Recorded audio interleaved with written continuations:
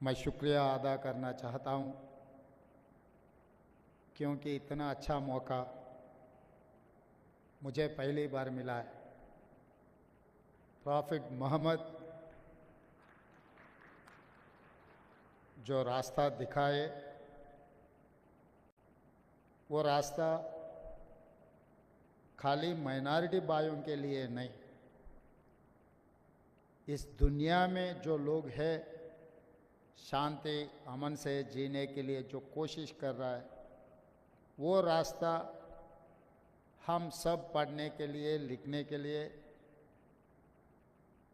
अपने परिवार को बोलने के लिए मौलाना रहमानी साहब एक अच्छा किताब लिख के एक किताब रिलीज़ करने के लिए और आप लोग सबसे मिलने के लिए एक अच्छा मौका मुझे मिला है। क्योंकि हम बहुत सारे जलसा में जाते हैं, हर जलसा इस देश के, इस प्रदेश के चलाने के लिए कोई रास्ता, वो रास्ता के बारे में चर्चा करने के लिए मौका नहीं मिलता है। अपने अपने पार्टियों का, अपना अपना कार्यकर्ताओं का कुछ बात सुनने के लिए, बात बोलने के लिए जाते हैं, मगर ऐसे मौका बहुत कम मिलते। मैं ज़्यादा यहाँ भाषण नहीं देना चाहता हूँ, मगर ये ऐसे मौके पे ऐसे किताब रिलीज़ करने के वजह से हम लोग सब मिलकर शांति से, अगर भाषा अलग हो, मज़हब अलग हो, प्रॉफिट मोहम्मद ने जो ने कहा, गीता में जो कहा, बाइबल में जो कहा, इस सब का एक ही मतलब है कि हम सब लोग मिलजुल के इस देश को आगे ले जाने के लिए, इस दुनिया को शांति अमन से रखने के लिए। तो ऐसे मौके पे इस देश में क्या हो रहा है, क्या होने वाले हैं, कुछ लोग जहर फैलाने के लिए जो कोशिश कर रहा है, उसको रोकने के लिए हम लोग सब मिलकर सोचना है। और दूसरी बात, मेरा दिल बहुत खुशी हो गया, all India Muslim personal law board president अपने शहर से, अपने भाइयों में एक ऑल इंडिया लेवल पे एक पोजीशन पे गया। हम सब लोग इस बात को खुशी से, गर्व से कह सकता है कि all India Muslim personal law board के प्रेसिडेंट हमारे शहर से। और रहा दूसरी बात, मैं भी सदर साहब के साथ पिछले लोकसभा में मैं भी एमपी था। सदर साहब हैदराबाद शहर के इस कोने पे रहा तो मैं उस कोने पे एमपी बना था। मगर लोकसभा में जब गरीब लोगों के तरफ से, खासकर माइनॉरिटी और दलित आदिवासियों के लिए जो आवाज़ सुनते हैं, बहुत खुशी होते थे कि भाई असदुद्दीन ओवैसी हमारा शहर से ये दलित, आदिवासी और माइनॉरिटी लोगों के लिए जो लोकसभा में जो आवाज़ उठा रहे। कभी कभी असद साहब ने कांग्रेस के खिलाफ भी बोले तो भी मुझे अच्छा लगता था, क्योंकि हमारा ही भाई कुछ आवाज़ उठा रहे। हमारे खिलाफ बोले तो कोई दुश्मन नहीं होते। हर सरकार को चलाने में कभी कभी गलती भी हो सकता है, वो गलतियां सुधारने के लिए स्ट्रांग अपोजिशन की भी ज़रूरत है, वो प्रदेश में हो, देश में हो। आज आप देखो लोकसभा में जनता के भाषण बोलने वाले बहुत कम हो गए। जहर फैलाने के लिए आपस में पंचायत लगाने के भाषण ज़्यादा हो गए।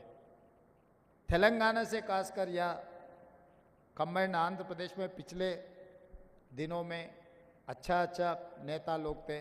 जयपाल रेड्डी जी जैसे अपने तेलंगाना से आवाज़ उठाने वाले थे, आज के तारीख में तो बहुत कम हो गए। बिजनेस और कॉरपोरेट बिजनेस वाले ज़्यादा आ गए। बिजनेस में तो वो लोग तरक्की अच्छा कर रहे हैं, मगर गरीब लोगों का आवाज़ उठाने वाले कम हो गए। 17 में एक ही दिख रहा है मुझे, असदुद्दीन ओवैसी जी, जो गरीब लोगों की आवाज़ बनकर वहाँ पर सुनाने के लिए जो कोशिश कर रहा है। असद साहब हमारे साथ दिए नहीं दिए वो अलग बात है। चुनाव के समय पर हम उनके उनके तरीक़ा से, हमारे तरीक़ा से हम चुनाव लड़ रहे हैं। एक बार चुनाव ख़त्म होने के बाद ऐसे कोई बात नहीं है। हम सब मिलकर 4 करोड़ तेलंगाना जनता को कुछ अच्छा के लिए, कुछ वेलफेयर के लिए, उन लोग डेवलपमेंट के लिए, हैदराबाद शहर को सुधारने के लिए हम लोग मिलके काम करने का ज़रूरत है। हम अलग अलग बैठकर, अलग अलग सोचकर हम लोग कुछ किए तो इस शहर का नाम खराब हो जाएंगे। इसीलिए मैं एमआईएम पार्टी से पूछकर या उनके तरफ से कोई सुझाव आए तो भी हम लोग आगे पीछे नहीं कर रहे हैं। ईसा मूसे रिवर जो बहुत सालों से वो एकदम खराब हो चुका है, उसमें जो शहर के जितना भी कचरा है उसी में आ रहा है। वो सुधारने के लिए हम लोग कोशिश कर रहे हैं, उनका मदद हम मांगे, वो लोग भी आगे आए। और गरीब लोगों को भी, जितने भी गरीब लोग हैं, डबल बेडरूम घर देने के लिए सरकार के तरफ से हम लोग कोशिश कर रहे हैं, उसका भी हम लोग सबका नामा ले रहे। जो जो गरीब है उन लोगों को सरकार के तरफ से जो मदद मिलना है हम लोग वो काम करने के लिए और कोशिश कर रहे हैं। तो इसीलिए आने वाले चुनाव में भी इस देश में, क्योंकि ये हिंदुस्तान अपना मुल्क है, इसको बचाने का जिम्मेदारी अपना ही है और कोई नहीं आएंगे इस दुनिया को, इस मुल्क को बचाने के लिए। जो जहर फैलाने के लिए, चुनाव जीतने के लिए कुछ कोशिश किए तो कोई गलती नहीं है, मगर चुनाव जीतने के लिए एक जहर फैला के अपने आपस में एकदम फिर कभी मिले नहीं मिले जैसा कुछ कामों करने के लिए जो लोग कोशिश कर रहे हैं, उन लोगों से बच के रहना है। आगे यहाँ से कोई भी अगर चुन के जा रहा है इस देश को बचाने के लिए, गरीब लोगों का आवाज़ उठाने वाले रहा तो और बेहतरीन रहेंगे। क्योंकि इस मुल्क को बचाने का आज़ादी हमने लड़के ला ली, इस मुल्क को बचाने की जिम्मेदारी भी अपना ही है। तो जैसे मौलाना रहमानी साहब जो प्रॉफिट मोहम्मद रास्ता जो दिखाए, वो रास्ता में गए तो इस मुल्क को बचाने के लिए कोई दिक्कत नहीं है। मैं यकीन से कह सकता हूँ एक अच्छा रास्ता में हम लोग चलना है। ये अच्छा रास्ता अपने को आगे अच्छे दिन लाएंगे।